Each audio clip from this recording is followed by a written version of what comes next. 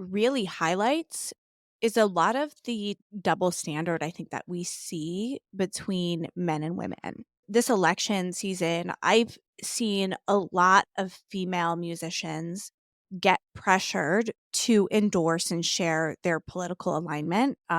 Taylor Swift is one of them. Like, there was a lot of pressure put on her and lots of people talking about she hasn't endorsed Kamala yet. She hasn't endorsed Kamala yet. And like saying she's not going to because it's going to hurt her, or she should because it's going to help her. And just lots of discourse around that. I don't hear anyone asking who Drake is voting for. Like, who's talking about that? Nobody.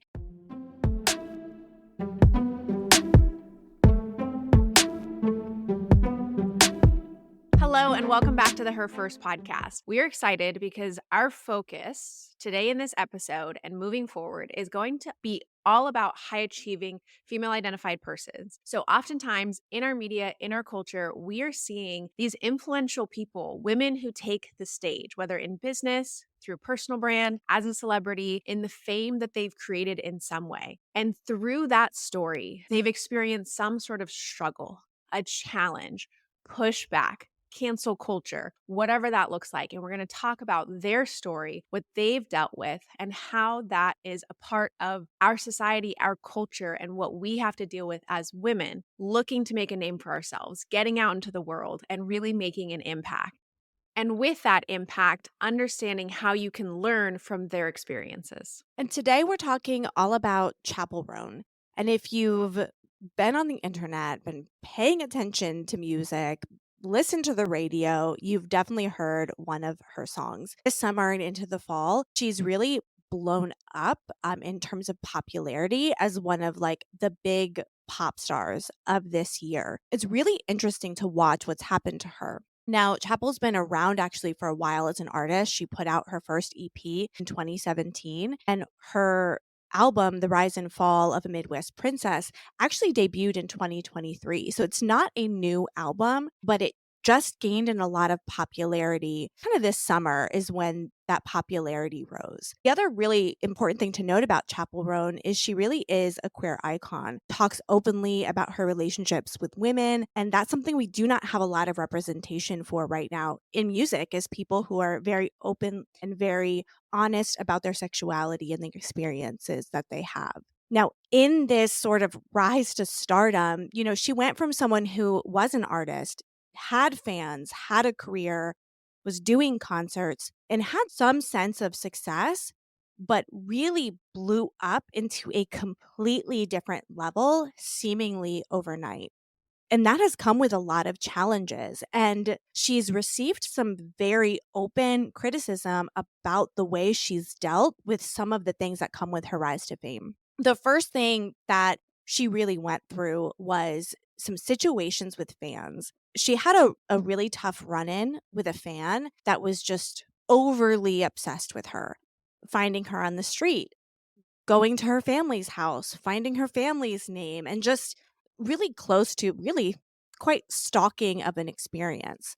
She got on her TikTok and talked about it and talked about how she doesn't necessarily want to engage with fans when she's not at work. Really spoke openly about it. When she's with her family, she wants to be with her family, and she wants that separation between her music persona and her real life persona. Her name isn't Chappell Roan, right? Like, she really wants to have this separation between the character she plays as a pop star and her personal life and keep those things separate.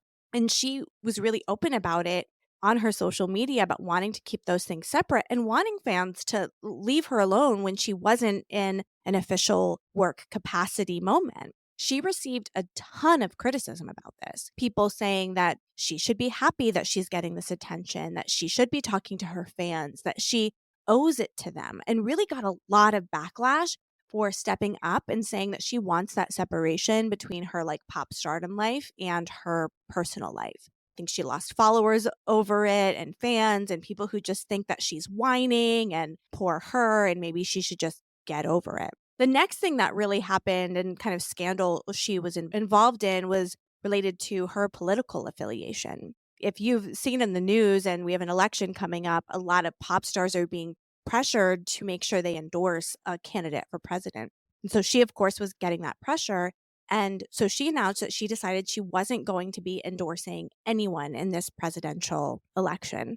And of course, nobody was happy with that. She got a lot of backlash for not publicly choosing to support Kamala Harris as a presidential candidate. One thing that's really interesting about her is that she was actually invited to perform at the White House's Pride event. She turned it down because politically she did not agree with what the White House is doing in terms of the Israeli-Palestine war. It's something that's very important to her, and she didn't want to go perform there, make it seem like she supports what they're doing. It just wasn't comfortable for her.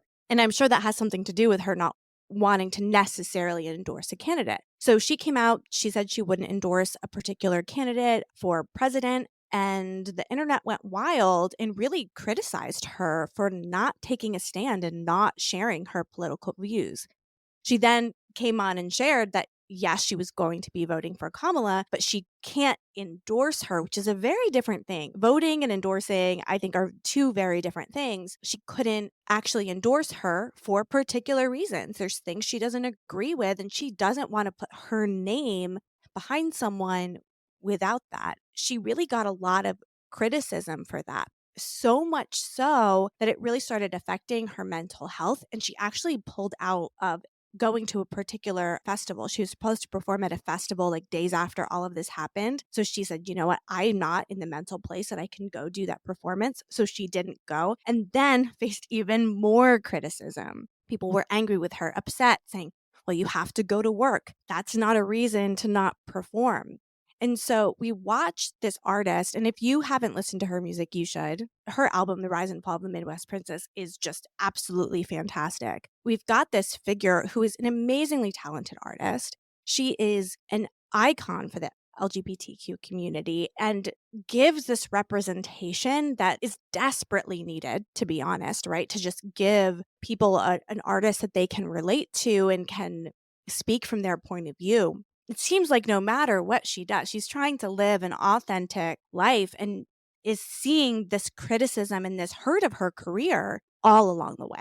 Part of this discussion is about looking at these examples of high achieving women or female identified people in our community, in our culture, the people that we look to for advisement, the people that we look to for inspiration, the people that we look to because we've put them on some kind of pedestal. Again, whether that's business, in their personal brand, being a celebrity, the fame that they've created for themselves.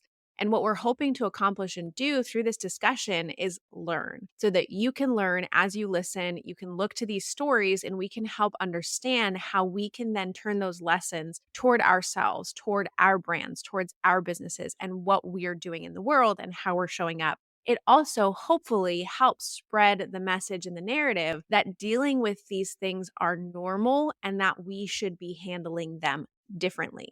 So let's kind of break it down a little bit. So we're talking about a person who wants to keep their private identity separate from their public identity. And that's a boundary. That's a boundary that you can set for yourself in work and personal life, in business and home life, and think about those things separately. I think it's really an unfortunate situation that in our culture and in the world that we're living in, that there's so much pressure on stars, celebrities, actors, musicians, those people in the spotlight with paparazzi and people getting into their personal lives in a really nosy and unnecessary way. There's so much media attention that comes with being in the public eye already, with interviews, with premieres, with their news and media circuits that they have to do, with performing in the first place where they're getting the attention of fans, they're out there in the world, they're already subjecting themselves to that type of attention, which can be really detrimental to their mental health and to the way in which they see themselves and the way in which they engage with other people. And people don't take that into account. And it's really an unfortunate thing. And I could go off on this tangent for mental health and for wellness as a whole, but seeing celebrities struggle with mental health, it always just like drives me nuts when people are like, oh, poor you, you're famous. Oh, poor you, you have money. And I'm like, they're a person. Independent of how much wealth someone has, independent of how much influence someone has, that is a human being. And they struggle with insecurities, doubts, fears, shame, embarrassment, just like the rest of us. And they struggle with mental health, emotional anxiety, and other issues that we all deal with. And not only that, could you imagine if you took all of your personal issues and spotlighted them for the entire world to see on social media, on the internet, and in our news? So, that aside, we're thinking about creating boundaries. So, what does it look like for you as an individual as you start to become more vulnerable in the online space, as you're getting out there, as you're getting PR, you're getting featured in interviews, you're getting public attention in one way or another? How do you separate that boundary between this is my public persona and this is my private persona? And I want to be able to differentiate between the two. I think that everybody has that right to identify themselves in both ways and support that. And then you have this political narrative. And we've talked a little bit about this on the podcast and other episodes before. Ultimately, there's a lot of pressure on celebrities to speak up, to have a say, to use their platform for a specific reason. I think there is something to be said for pressure, right? Like if we want to see change, there is an amount of pressure that we're putting on our government officials, that we're putting on the people who have a say, who have sway, who have influence. But also, they have the right to make those choices. Yes or no. I'm going to support, I'm not going to support. And so the flack that this person, this woman is getting is really challenging to watch. Being able to differentiate between that private and that public, you have to decide as an individual, what are you going to say in your business? Are you going to talk about your political affiliations? Are you going to talk about the things that you care about?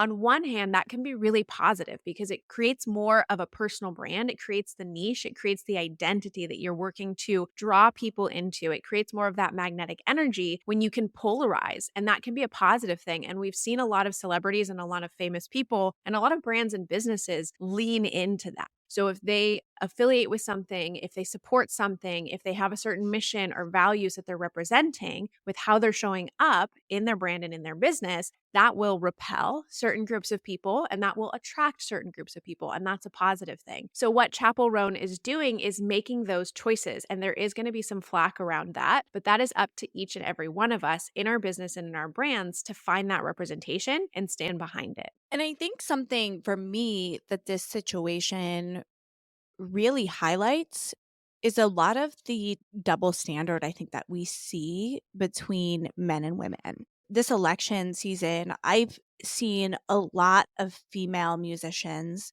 get pressured to endorse and share their political alignment. Taylor Swift is one of them. Like there was a lot of pressure put on her and lots of people talking about she hasn't endorsed Kamala yet. She hasn't endorsed Kamala yet. And like saying she's not going to because it's going to hurt her or she should because it's going to help her. And just lots of discourse around that. I don't hear anyone asking who Drake is voting for. Like who's talking about that? Nobody. We put a lot of pressure, I think, on women to be all and be everything that we don't put on men. So we want to know who they're voting for. Is that the right person? And we're going to hold them accountable for that. And so, yes, there's a point where it's our choice what we share. And then we have to face the pros and cons of our decisions as business owners. I do think that there's like more of a spotlight and an eye and an expectation on women to be doing those things that we kind of give men a pass for if they aren't willing to, share. And I think that same thing comes with taking a mental health day or not putting people's needs first. She's in the situation, she shares her political beliefs, she is ridiculed for it, needs a day off, and she's criticized for that. And I don't think we criticize men in the way for having to take a day off or not be able to do something. For her to basically be able to say, like, I am not here only for your enjoyment. I am a person, and I think we associate being a woman with our existences for the needs of others. And I've definitely, it's funny because I think if I had heard this story, I don't know, years ago, I probably would have been, well, she should do that concert because I would have been the person that would have done the concert to the detriment of my own mental or physical health. I would have done that because I felt like I should. I've done things really, really sick. I've done things when like I was broken down and depressed. Like I just keep going because I feel like that's the expectation on me as a woman to always be able to hold the pieces together, always be able to move forward. not be affected by what's going on around me, not because I have to do these things for me, but because I have to do these things to hold up all of the people around me. And I feel like we're expected. If her doing that concert doesn't serve her in that moment, right? And it was a festival. So it's like if she canceled her own concert, I'd assume she would like give people money back for their tickets, right? As long as you're doing the right thing as best as you can, like you don't have to push through. But when we think of women as people who exist for the enjoyment of others, then we are going to criticize them for not existing for the enjoyment of others. It is such a distinction between men and women, and what we experience is the pressure. There is so much pressure. And I'm not saying that men don't experience pressure, it's just in different ways. Meeting the needs and expectations of others, and then what we internalize because of that determines and dictates so much of our actions, behaviors, and what we do in this world. I was just having this conversation with a prospective client who is struggling with business and managing her employees because she feels like she needs to be everywhere and everything for everybody. She has 2 kids, she's got a partner, she's got 20 employees, she's managing this business and this life, and ultimately sacrificing. It's not to say that there aren't seasons that we go through in which we maybe compromise or sacrifice a little bit more to work toward a goal, but the idea is that you're not giving of yourself so fully and entirely that you don't enjoy, that you're not happy, that you're really just like slugging through the experience. I mean, ultimately, you want to enjoy each and every moment that you're living through, right? And so a lot of times we compromise, we sacrifice to the detriment of our own mental health, physical health, emotional health, psychological health, like future opportunity. Because a lot of the times when we compromise and sacrifice now, it burns us out. And that's the direction that we go. And then we either have to pull back completely and lose out on the opportunity of the now, or it's whatever future opportunity that we're saying no to because it was just too much. It was too overwhelming. It was too much. It was too something. It was too something on us. And it just put so much pressure and so much expectation. And we internalize that. There's a lot coming at us from all these different directions. And as women, it's harder to set that boundary. It's harder to differentiate and say, this is me. This is my choice. This is what I want. So much of my story is interlaced with meeting other people's needs for so long and feeding into what other people wanted that I got to a point in my life where I didn't know what I wanted. Like I had no idea what that looked like. And so therefore nothing was making me happy. I wasn't satisfied, even doing activities that I used to enjoy because I really didn't truly know what I wanted. I didn't know what I was working toward. I didn't know what it was that was driving me and my motivation and my why. And so there are these pressures, and we've got to find ways to deal with them. We've got to find ways to differentiate. We've got to find ways to also be okay and be neutral, because so much of this conversation about Chappell Roan is based around the criticism, the flack that she's getting. And it's easy to make decisions when you don't have to think about it affecting other people. But these decisions do affect other people. And when that effect happens, whether that's anger or frustration or blame or criticism or vitriol being thrown at you, that definitely will affect the way that you engage in your decision-making process. And so we've got to think about how we can differentiate from those things, how we can be more neutral to the outcome of what those decisions look like, and how we can guard ourselves emotionally against any of the outpouring of feedback or criticism that comes along with those activities and actions. I'm a big fan of her. I love her music. So of course, like I like want to side with her and like root for her. I think there is a level of that all of these situations probably could have been handled better from like a PR perspective. I think the criticism would have been there no matter what, but a lot of times you can manage those things by how you message them, how you share them with the world and all of that. But for her, I'd imagine, and I don't know like all of these details, but she was not at a level of fame where she probably had like a full-time PR person. She probably had a PR person that was like with her label that like oversaw what she did versus like her own actual dedicated PR person. This is probably a little bit new to her because of this sort of seemingly overnight success. So it's something she's going to have to manage. having a PR strategy around these choices may have helped the backlash and all of that. But on the other side, though, you look at someone like Taylor Swift, who's also highly criticized in all of that. She has a dedicated PR team, and everybody says everything she does is calculated because it's all, you can see the PR in there. So when she did come out and endorse Kamala, everyone's like, who are you going to endorse? Who you are going to endorse? Pressuring her to endorse. Then she finally did. And they're like, oh, it's just a PR move. So it's like you kind of can't win. You have to be like authentically you, but in the right way that everybody is going to approve of. And that's absolutely impossible. I think about for myself when I was working in the corporate world and trying to like break through the glass ceiling and like get the promotions and stuff. I had to be very strategic about how I talked about my personal life and what I looked like and how I act to be able to get those promotions and roles.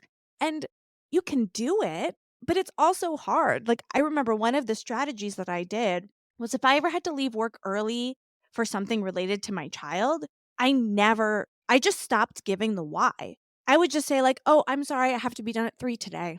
I'm taking PTO tomorrow. I never told people why I was leaving early, where I was, or what I was doing for PTO because I didn't want to be branded as a mom who was like not focused on work and focused on being a mom. So I just never gave reasons. And like, it's kind of unfortunate and it worked. Like, I think it helped me and helped my position at that company, but it also is like sad. We can't be open and honest and vulnerable and like share our struggles and still be seen as like strong and influential. Yeah, I think what we're dealing with are the societal and cultural expectations, norms that we have in place and trying to fight against them. I mean, part of what we talk about on this podcast is creating a different culture, creating different businesses, having women and leaders in place that trickle down, change the way that we engage in those kinds of ways, right? Like creating businesses and environments in which a woman feels comfortable expressing that she is a high achieving person in the workplace, but also a really incredible mom and balances the two. And so I think there's that cultural, societal expectation norm that we're constantly fighting against and working to change as a whole.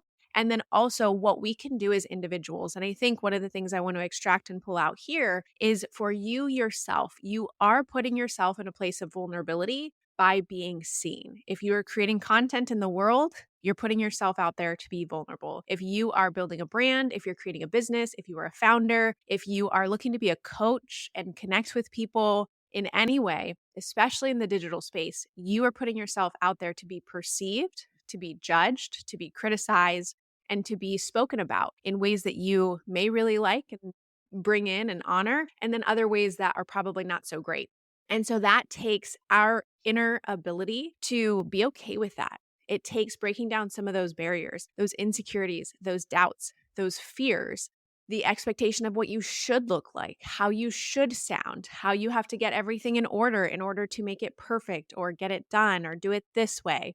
So each of us individually can kind of work through that and navigate those experiences and try to overcome them so that you feel comfortable getting yourself out there and know when it's okay to delete the comment, get rid of that person, block the person, change the environment that you're speaking into, like avoid the places that are going to be really hard on you and then not feed into how that's going to impact your emotional and mental health. Because we let those things in and we let them fester. We think about the client feedback. We think about what that comment said and we let it take us to that negative place. And so we have to be able to prepare ourselves for that, to work in a way that is going to help you sustain as you're creating content, as you're being vulnerable, and also show up authentically while still curating a persona, because you can do both. You don't have to break down all the barriers and show everything about your personal life and every, painstaking detail in order to be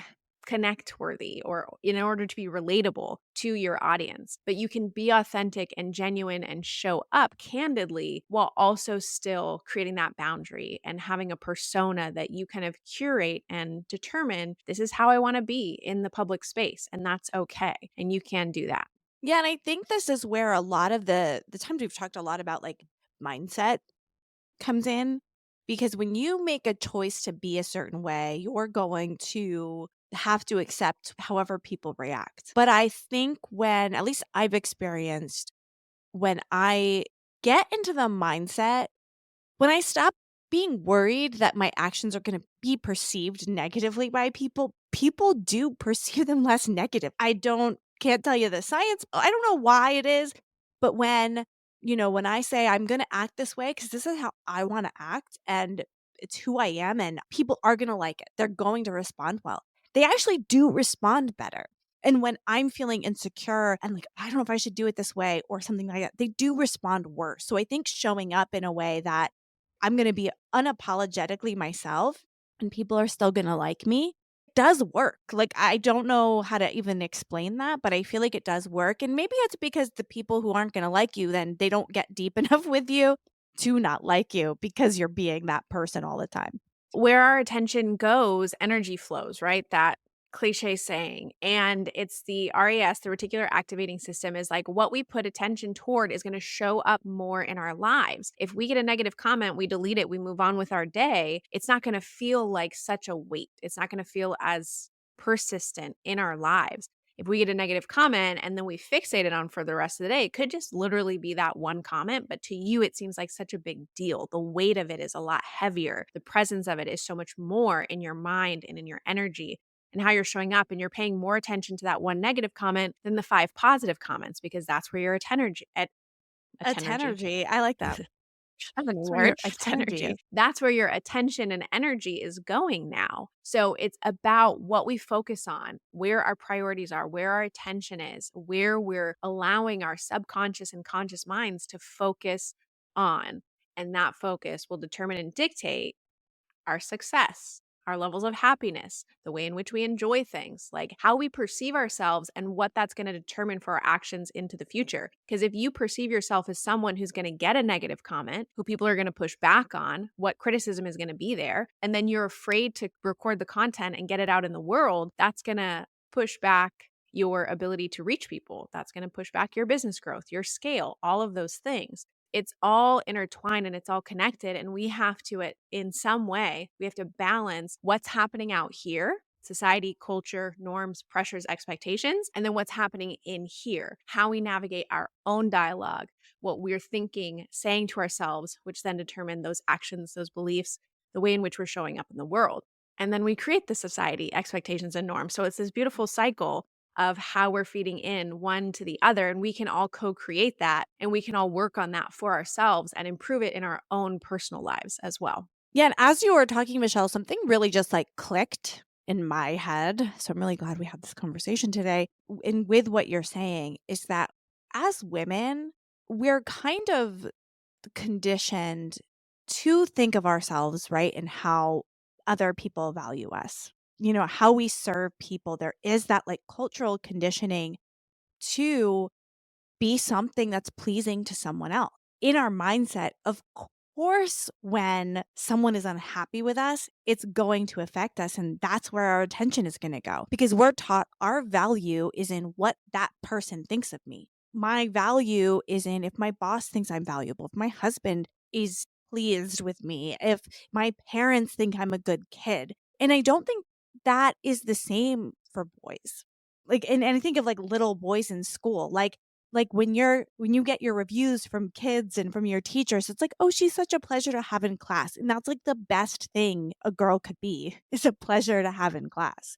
When you're not a pleasure to have in class and you get that feedback, your attention is sucked there. Oh no, I'm not a pleasure to be around. I have to get there. But if we can sort of train and change our mindsets to say, actually, my goal in life is to not exist to be a pleasure for everyone. My goal is to grow my business, or my goal is to be the biggest pop star in the world, or my goal is whatever my goal is. And we start actually assessing the way we are in the world based on that versus the expectations and criticisms and thoughts of others, we're going to get the results we want. Yeah, it's that idea of being liked is like, I think women are predispositioned, programmed, educated, raised in a way to want to be liked by other people, as opposed to what it means for us to like ourselves.